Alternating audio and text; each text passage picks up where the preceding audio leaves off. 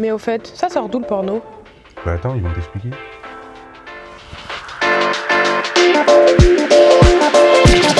Le mot pornographique vient du grec. Porné désignait les travailleurs du sexe et les esclaves, tandis que grapher signifie écrire ou dessiner. Depuis l'Antiquité, des œuvres érotiques ont été créées, comme les fresques de Pompéi en Italie, les sculptures des temples hindous en Inde, ou certains dessins égyptiens représentant des scènes sexuelles. Pendant longtemps, la pornographie a été diffusée sous forme de gravures, de peintures ou de textes érotiques, souvent en secret à cause des interdictions morales et légales. Ce n'est qu'à partir des années 1950, avec l'arrivée de la photographie et du cinéma, que la pornographie est devenue plus accessible, bien qu'encore souvent illégale ou restreinte. En 1953, le magazine Playboy a joué un rôle important en mélangeant photos érotiques et articles sur la culture et la société, ce qui a contribué à rendre la sexualité plus ouverte et à donner une image sophistiquée de l'érotisme. Dans les années 1970, après la révolution sexuelle, la pornographie est devenue légale en France. Et dans les années 1980, avec l'apparition de studios spécialisés et de vidéocassettes, la pornographie a pris une tournure plus professionnelle.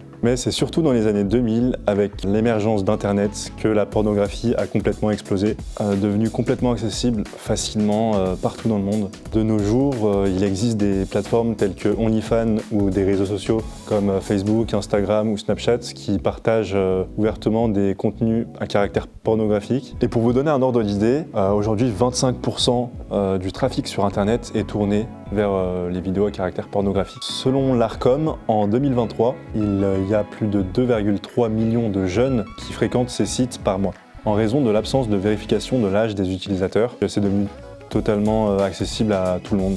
Pour certains acteurs et actrices, la pornographie est un choix où ils ou elles sont respectés. Mais ce n'est pas le cas pour la plupart des scènes. D'après un rapport du Sénat publié en 2022, 90% des scènes de la pornographie montrent de la violence, parfois réelle. Des scènes véhiculent souvent une image dégradante de la femme, la réduisant à un objet tandis que l'homme est montré comme dominant. Cela peut influencer la manière dont les jeunes voient les relations et la sexualité, en banalisant la violence et en influençant la hausse des violences sexistes. Le rapport du Sénat parle aussi des effets de la pornographie sur les enfants, comme un traumatisme, des troubles du sommeil et une vision fausse de la sexualité. Ces effets ne concernent pas seulement les jeunes, mais aussi les adultes, qui peuvent voir les femmes, mais aussi les relations, de manière déformée. En plus, la pornographie encourage le fait que la violence et la domination fait partie de l'intimité. Cela renforce des stéréotypes dangereux, comme l'idée que l'homme doit dominer la femme, ce qui est néfaste pour les relations.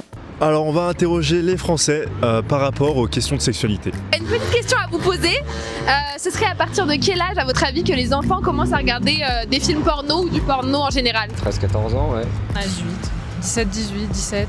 Réalistiquement parlant, de nos jours, je dirais 11-12 ans. Moi j'ai des souvenirs vraiment obscurs au collège de gens dans ma classe qui mettaient du porno en cours pour rire. On a 12 ans à peu près quand on est en 6ème, donc je pense que ça commence ultra tôt. Ouais, dans une moyenne de 12-13 ans je dirais. Deuxième question, premier film pornographie, ça a été en quelle année? Quand il est sorti, le tout près. premier. Je sais pas du tout. Tu dois savoir toi. Allez, 40. Oula, donc je pense que c'est en même temps que la naissance du cinéma. Ça date de le cinéma.